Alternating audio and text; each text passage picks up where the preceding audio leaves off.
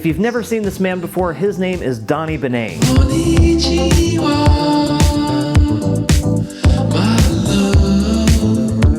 And if you have seen this man before, his name is still Donny Benet.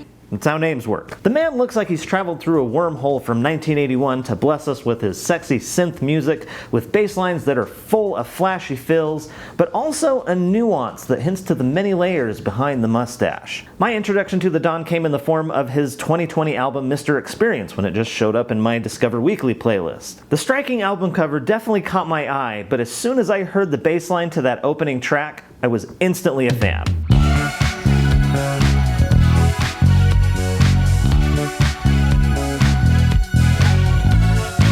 The bass line on Mr. Experience encapsulates a lot of aspects about Donnie's playing that I really love. He doesn't overcomplicate things, but there are a couple of little tricky and clever touches in there. For example, there's this little quick octave pattern that happens as he's moving through the chords.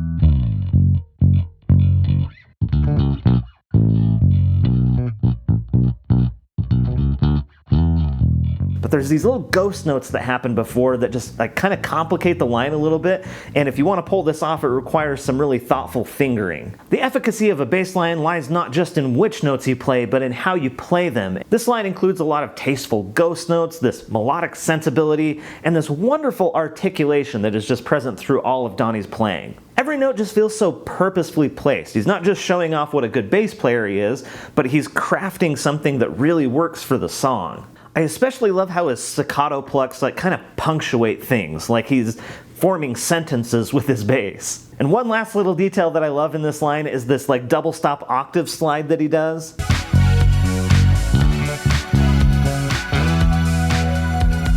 It's just neat, it's creative, it's perfect, I love it. This song served as a sort of gateway into the world of Donny Benet, and it led me to listen to the whole rest of the album on repeat because it's all just so good. And as I listened, I uncovered so much more to love about Donny Benet's bass voice.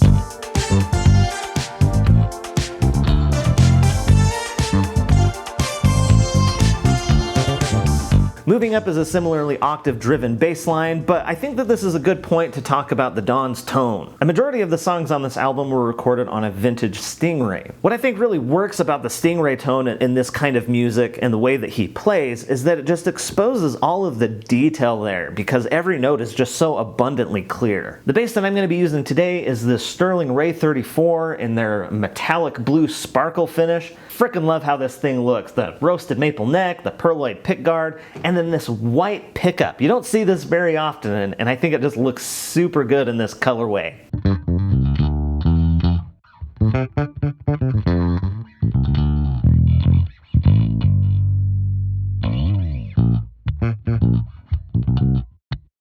This bass was provided to me by the fine folks over at Sterling, so thank you so much to Sierra and the team for sending this over and then just letting me do whatever I wanted with it. I'm having a ton of fun with this bass, and I will be posting a more standard review of it, so get subscribed if you want to see that. One really underrated aspect of playing bass is space. The bass line on the chorus of Reach Out is somewhat sparse, especially when you compare it to the verse section. Reach.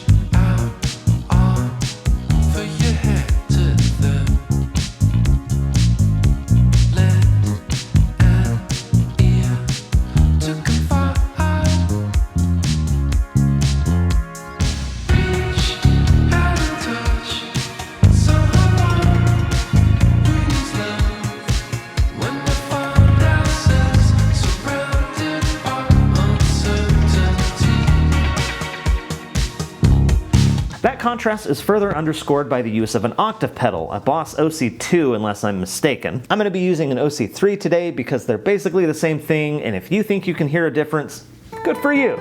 Way to go. You did it. Congrats. Amazing. Superb. Wow. Donnie doesn't use effects too much. Most of what you're hearing is just the sound of the bass and his excellent playing, and I think that sort of just speaks to his tastefulness as a bass player. He's using the octave pedal to enhance the bass line in a section where it needs it, and the bass line is kind of written with that effect in mind, and I think it works beautifully. In this instance, I feel like the octave effect really drives home the sort of resolute nature of these few confidently placed notes.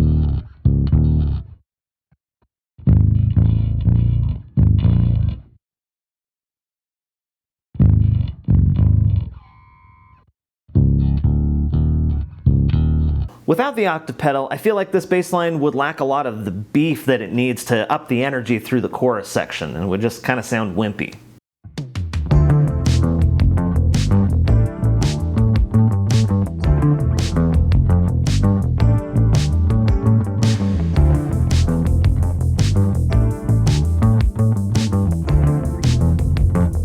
Negroni Summer has got to be one of my favorite bass lines on the whole album, and what you'll notice right off is that it sounds very different than anything that we've listened to up to this point. And that's because he's palm muting with a pick, so completely different playing style, and he's also doing it on this really interesting semi-hollow Maton bass. This is a bass that's really unique to Australia. They're pretty rare vintage instruments, and I think that they sound killer. Cruising for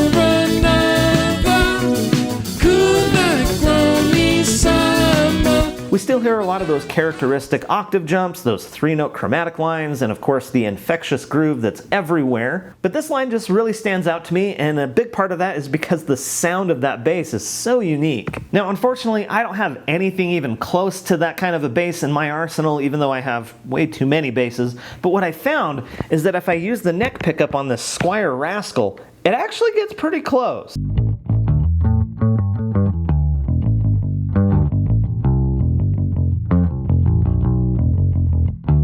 I feel like the trickiest part of this line is where it modulates up in the chorus, and then it just does these big sweeping octave jumps all over the place, and you've really got to have your picking technique and your muting down, otherwise it just kind of falls apart. It's a lot trickier than it looks.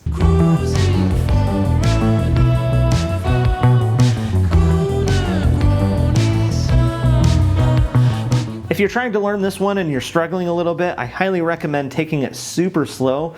One thing that I actually noticed when I slowed it way down is that instead of it just hitting like the low octave and the upper octave, he's actually using the open E string to kind of ease that transition. So dial that in, get your picking technique down, and take it really slow if you're trying to learn this one. The closing track on this album is an instrumental that's designed to feel like it's part of a soundtrack for a movie. When I listen to it, I imagine a tortured soul looking out across a city as the sun retreats and the shadows stretch out. He lives in a soul-crushing world where love is hard-won and easily lost. He knows heartbreak a little too well, but no matter how many times he's had to pick up the pieces, he finds a way to soldier on.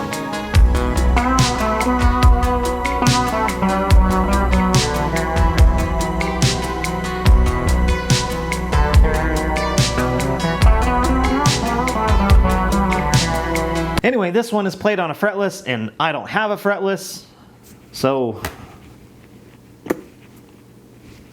I don't know what to tell you.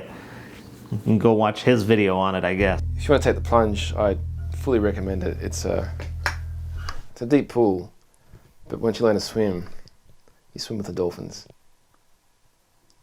And thus ends this discussion of my favorite parts of Mr. Experience. If you have other favorite things, I'd love to hear about them in the comments down below, and I'd really encourage you to listen to the whole album if you haven't. But I'd also say that the rest of Donny Benet's discography is worth checking out. What makes him a really compelling figure to me is being able to see his whole musical journey starting back in 2011 with his first album. The music is a little rough around the edges, but you can see that the vision has always been there.